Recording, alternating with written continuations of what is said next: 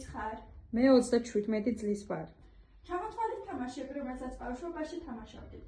ბავშვობაში ვთამაშობდი დამალობანას. რომელი იყო თქვენი საყვარელი თამაში? ჩემი საყვარელი თამაში იყო დამალობანა.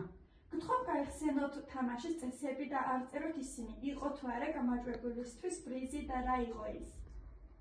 დამალობანაში ერთი მოთამაშე ითვლის, დანარჩენები კი იმალებიან. შემდეგ ის ეძებს დამალულებს, ვინც ბოლოს იპოვება იმარჯვებს. სპეციალური პრიზი არ იყო, გამარჯვება ყველაზე დიდი სიხარული იყო.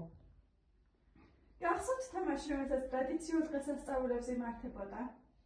დიახ, მახსოვს. სოფლის დღესასწაულებზე ხშირად იმართებოდა თოგის გადათრევა და სხვადასხვა სპორტული შეჯიბრება. რას ურჩევთ თანამედროვე ბავშვებს თამაშებთან დაკავშირებით? ურჩევდი, რომ უფრო ხშირად ითამაშონ ეზოში მეგობრებთან ერთად, ნაკლები დრო გაატარონ ტელეფონთან და მეტი იმოძრავონ. მადლობა. არაფერი.